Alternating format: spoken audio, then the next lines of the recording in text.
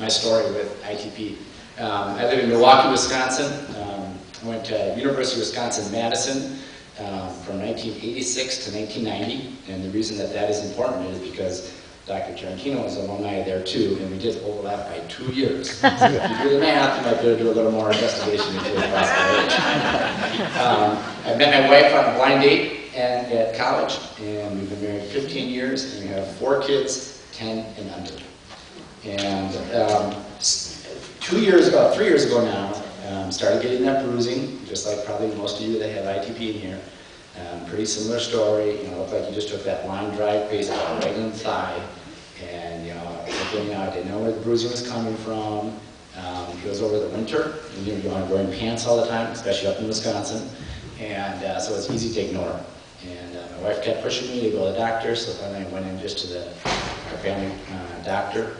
And I never had any health issues up to this point at all.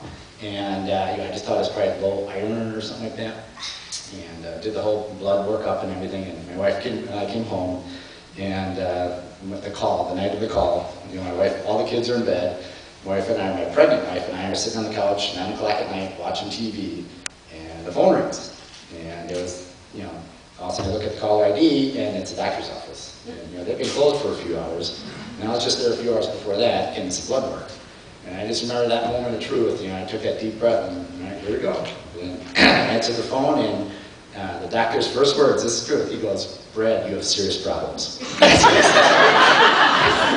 And then he just starts rattling off, and I think he was probably more startled than I was at that point, because I didn't know what was going on. He's telling my wife that she has to put me in the car and admitting me to the hospital, telling me to get my end-of-life documentation and bring it with me to the hospital. So never do that. So, but yeah, that was a 4-day stay at the hospital.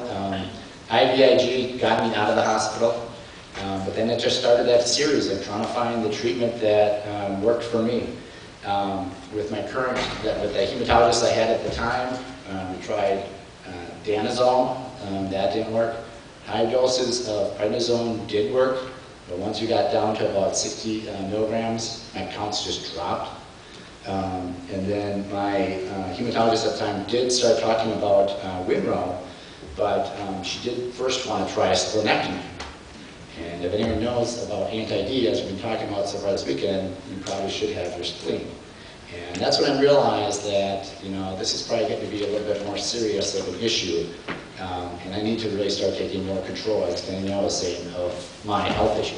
Someone really needs to be driving the bus here. And I think since it was my first health issue, I kind of went in with an unrealistic expectation that doctors know everything about everything all the time.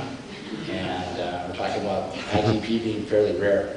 And so I went out and tried to find another doctor.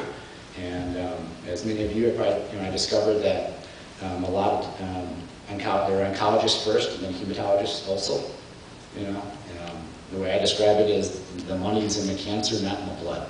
And that's what I say to my friends. And what I mean by that is it's tough to really find a hematologist that really focuses on issues like this. So we're fortunate to have the doctors that we do have here through the PDSA.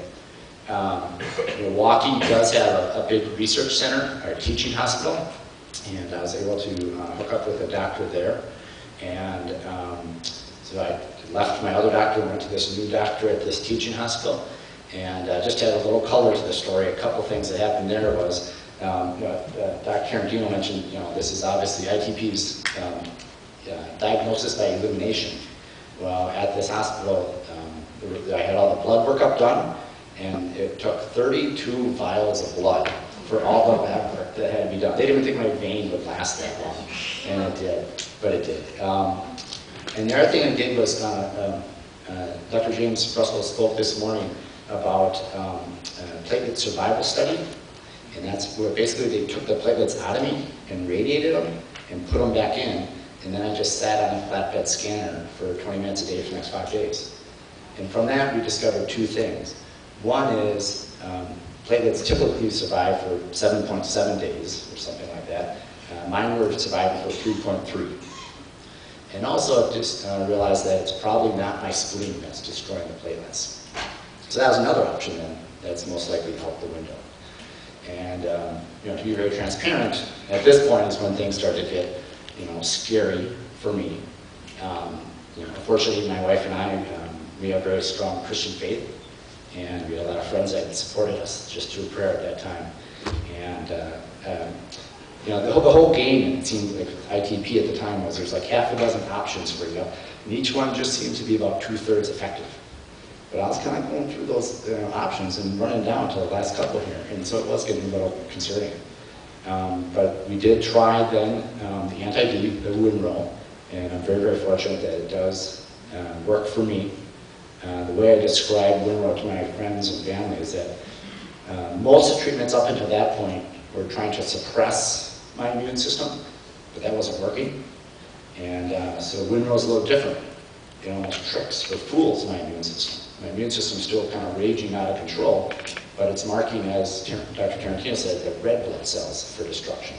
So my immune system is almost wasting its time going after red blood cells. Still does platelets, but going after also red blood cells. So the net effect is, after I get my shot, my platelet count goes way up, and after about 3 or 4 weeks, drops off, then I need another shot.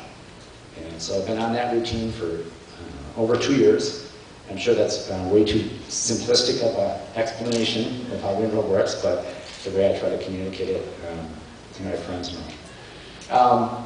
I would say for me, I obviously feel very, very thankful and fortunate to have a treatment that works right now, and especially one that doesn't, there's no noticeable side effects for me, and also one that doesn't affect my lifestyle right now. And Carl mentioned I'm a distance runner, a marathoner, and I've had a lot of discussions with emails with Dr. Tarantino because I was concerned about messing around with red blood cells. And I actually run a marathon on Winrow and haven't had any side effects from it. You were asking about bruising on the bottom of my feet or nothing. So I've been very, very fortunate with that. So with that, I think we have a moment or two just for a couple quick questions. So,